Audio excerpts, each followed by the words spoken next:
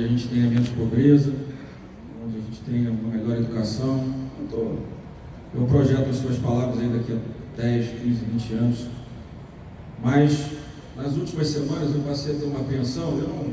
Ninguém precisa aqui, só para fazer um parênteses rápido, ter nenhuma dúvida de qual é a minha posição, qual é a posição da Câmara em relação à reforma da Previdência. Nós nunca tivemos nenhuma dúvida da nossa posição. No dia da votação na Comissão de Constituição e Justiça, eu fui pessoalmente para dentro da comissão para deixar claro que a presidência da Câmara, aquilo que ela representa para a instituição, ela está dentro do projeto de reformar, de organizar o nosso passado. Então, eu acho que esse tema da Previdência para mim já não é mais um tema. Ele agora precisa ser a solução. E não está atrasado. Eu acho, ministro, que a nossa projeção da economia não caiu por isso. Porque no governo anterior, quando apresentou no mesmo período que esse, a nossa projeção de votar era votar na primeira quinzena de junho. Nós vamos votar no final na segunda quinzena de junho, na primeira de julho. Eu não tenho dúvida disso. Eu acho que a projeção caiu por outras questões que o senhor conhece melhor que eu, mas essa queda das projeções é que me preocupam hoje, por uma questão simples, então, ministro. Nós vivemos, na verdade, como brasileiros simples, não para quem ganha muito dinheiro, que aplica o dinheiro no mercado financeiro, que consegue montar um bom negócio, com alta tecnologia, que valoriza muito rápido. Eu estou tratando aí da base da sociedade, que, aliás, esse setor cuida dessa base da sociedade há muitos anos e de forma muito competente. Mas essa base da sociedade, ela vive uma crise, uma recessão real na vida das pessoas há 5 anos. Desde o final do primeiro governo da presidente Dilma, crescendo menos de 1%, depois de 2 anos de recessão, e depois, infelizmente mesmo, porque foram feitas muitas mudanças no governo do presidente Michel Temer, mas pela crise que ele viveu, os atores econômicos tiraram o pé do acelerador, apesar de muita coisa que foi feita, como você mesmo falou, na reforma trabalhista. A mudança na taxa de juros do Banco BNDES, olha como é que as coisas são injustas no Brasil. O BNDES, à época, 2 anos atrás, tinha 20% do crédito no Brasil, subsidiado com dinheiro do orçamento da União, 500, 600 bilhões.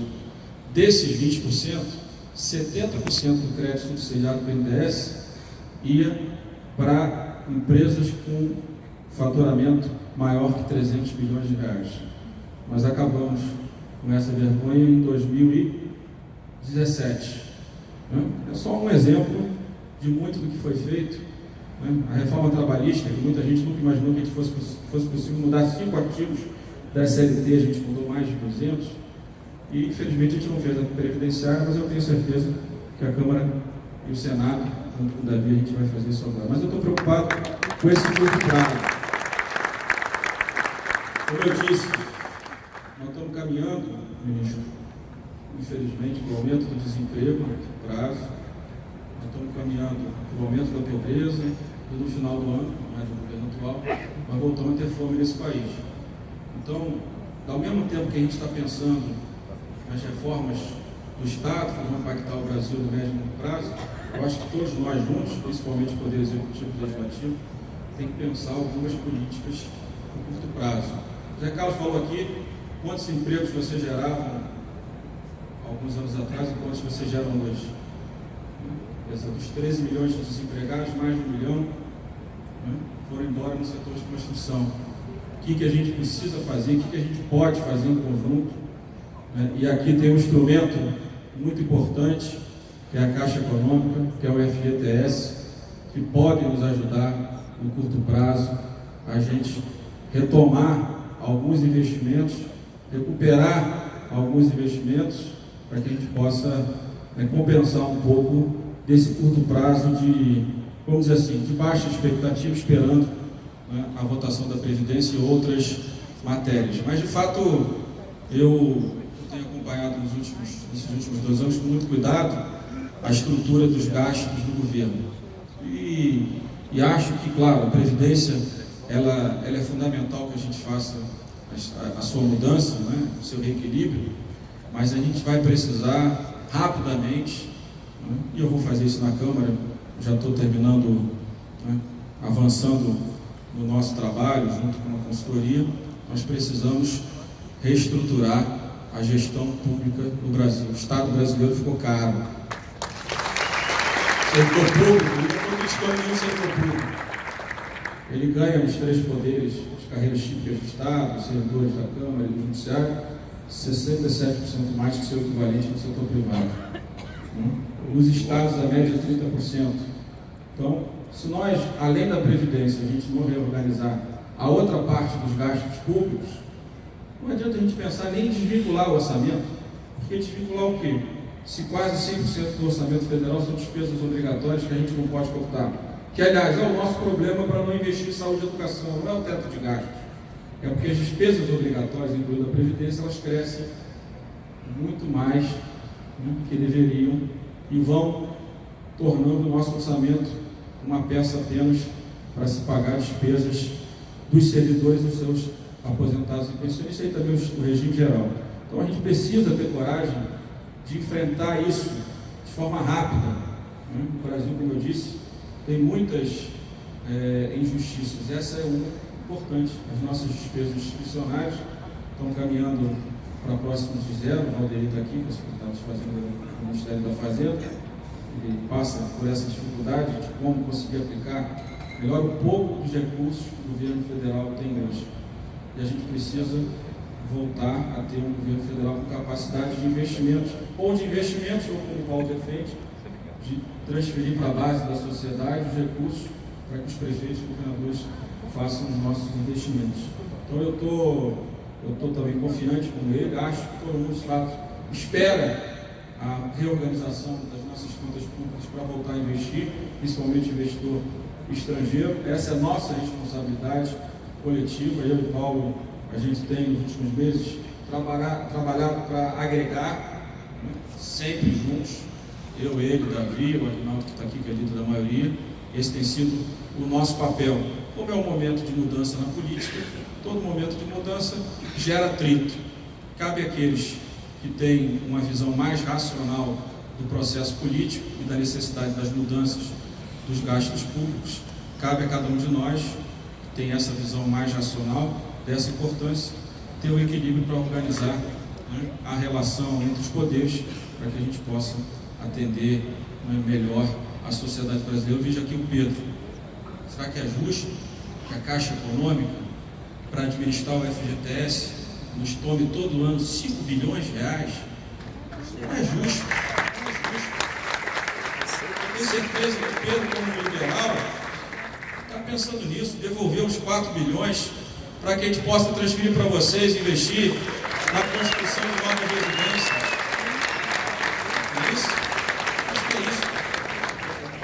Eu tive em Nova York, como o Paulo disse aqui, depois vou passar para o Aguinaldo, e no primeiro dia eu disse, olha, nós temos uma regra de ouro que explodiu. Quer dizer, 240 milhões, na verdade vai ser 140, significa exatamente isso. Muitas despesas obrigatórias e pouco investimento, o governo necessita pedir autorização do Congresso para fechar o seu orçamento. Uma coisa, teto de gasto quase estrangulado, não é isso? Na hora que o orçamento foi descontinuado, que será, se Deus quiser, no segundo semestre, a gente tem um teto de gasto que nos limita. Qual é a solução? É mudar a regra de ouro? É mudar o teto de gasto? Não. É ter um Estado mais regulador, menor, e a gente aumentar a participação do setor privado na economia brasileira. Não tem outro caminho. O dono de uma empresa do setor privado de saúde, Paulo, foi me visitar, ele não me conhecia direito, achou que ia me agradar, dizendo, não, a gente pode organizar as OS de melhor qualidade para administrar o SUS. Eu falei, não, você está errado.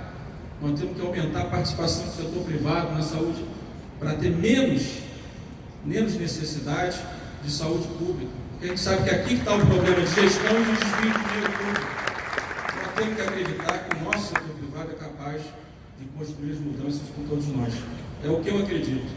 Eu tenho dito sempre, e estou há 20 anos na Câmara, mas ao longo desses últimos 30 anos, eu participei 20, sou ocupado por isso também, a gente sempre recebia visitas, as galerias cheias, as corporações, setores da economia, setor privado também, são culpados também, uma parte, não os que estão aqui, capturaram o nosso orçamento. As corporações públicas e privadas capturaram o nosso orçamento. Por isso que eu tenho dinheiro para pagar despesa obrigatória. Nós temos que martelar nisso. Reduzir despesa, reduzir despesa, reduzir despesa. E só tem um jeito de a gente fazer isso, construindo o que o Paulo fala com muita competência. Né? A Câmara dos Deputados, sem nenhum deputado, custa 4 bilhões de reais. Você pode reclamar do deputado, da estrutura, tira tudo isso, custa 4 bilhões de reais. Por quê? Tem os servidores da melhor qualidade do Brasil, sem dúvida nenhuma. Mas o salário médio hoje é 30 mil reais. Não dá.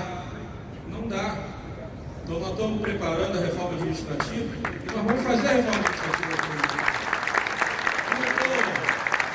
Não estou querendo tirar R$1 daqueles que fizeram concurso, têm os seus direitos, nós temos que respeitar também, porque o concurso foi público, mas daqui para frente, reconstruir as carreiras. O piso e o teto do salário dos servidores mais importantes dos 3 poderes hoje é muito colado, não tem mais carreira. Em 5 anos está todo mundo no teto. Aí fica os advogados da União querendo sucumbência, os auditores da Receita querendo produtividade, porque quando você bate no teto, você é do ser humano, quer avançar, quer ter mais, quer crescer, só que não cresce na carreira, cresce no orçamento público da União, que devia estar concentrado em cuidar de saúde, de segurança, de educação e de infraestrutura. Eu acredito. Eu tenho defendido isso, quase perdi a eleição por isso. Porque eu ia para a rua e falava, tem que fazer a reforma da Previdência, não tem saída. Tem que fazer a reforma administrativa, tem que fazer a reforma tributária. Tem que fazer a reforma tributária, não tem alternativa para a gente mais. Nós chegamos num ponto, nós só temos 2 caminhos. O céu, não vou usar outra palavra, porque é uma palavra muito feia, mas o fundo do poço, vamos chamar assim. Nós temos 2 caminhos. E como o Paulo diz, a gente tem que cuidar das pessoas mais idosas, mas a gente tem que olhar as futuras gerações. Hoje nós temos uma equação onde nós temos 5 vezes mais crianças abaixo da linha da pobreza do que idosos. É uma decisão nossa, foi uma decisão da política, foi uma decisão da nossa sociedade. Mas agora eu acho que está na hora da gente olhar para essas crianças, em que condições a gente consegue melhorar o saneamento, a qualidade da educação. Eu defendo reduzir o tamanho da saúde pública e dar melhores condições para que o setor privado possa investir mais em saúde, atender mais os setores médios, a classe média baixa da sociedade, expandir a sua participação. A gente sabe que controla melhor os seus recursos, né? E claro, garantir ao setor privado regulação, segurança jurídica. A gente vai aprovar, o novo licenciamento ambiental. A Câmara vai aprovar a partir da próxima semana a nova lei de licitações, que vai ajudar muito os entes da federação, e nós queremos construir com vocês e com os outros setores da economia regras para que vocês tenham certeza de como investir no Brasil. O que pode, pode, o que não pode, não pode. Aliás, é só para encerrar, essa é a última coisa que eu aprendi: burocracia. A burocracia ela não existe apenas porque nós somos incompetentes para mudar as leis. Elas existem porque elas garantem estruturas de poder para muitas pessoas no Brasil. Quando a gente vai aprovar o canal esportivo, não é nenhuma crítica também, mas uma constatação, confronto com os cartórios, isso nem prejuízo aos cartórios. Quando a gente vai aprovar a mudança da regra da comunidade eletrônica, confronto com os cartórios e confronto com os tribunais de justiça, porque levam dinheiro do protesto, 3.600 cartórios de protesto apenas no nosso Brasil. Não quero acabar com os cartórios, mas quero que eles entendam que eles podem ter um novo papel nesse novo momento da revolução tecnológica do Brasil e do mundo, onde eles custem menos para a nossa sociedade. Isso é a burocracia, que as leis elas têm impacto exatamente por isso. Para em vez de ter 1 ou 2 repartições públicas para resolver o problema, você passa por 9, 10, você vai passeando, vai tentando resolver os seus problemas. Tem gente que fica 5, 10, 15 anos para resolver um licenciamento, uma autorização e nunca consegue. Então a gente tem que ter a coragem de falar a coisas como elas são. E claro, aqueles que ficarem no setor público vão ser valorizados, vão ter uma carreira onde comece numa estrutura menor, salarial, mas ao longo dos anos vão avançando para no final, depois de 20 anos, possam chegar no final da carreira, valorizados pelo Estado brasileiro, pela sociedade brasileira. Mas a burocracia é isso. Outro dia, Paulo, só para encerrar, eu estava com um assessor meu do meu lado, atualizando um outro aparelho que eu comprei. Eu falei, liga para a Mira, que trabalha comigo, pega a minha senha. Ele ligou, ela falou assim, ela diz que não tem. Eu falei, como é que ela não tem minha senha? Se ela não tem, ninguém tem, porque eu não tenho. Aí liguei para ela. Falei, Mira, como é que você não tem minha senha? Não, é que eu só prazo para o senhor. Burocracia. Eu já tinha passado com o assessor. É isso, as pessoas estão acostumadas a não perder nenhum nicho de poder no Brasil. E quem paga a conta? Todos nós, 35% de paga a conta. Muito obrigado. Boa tarde a todos.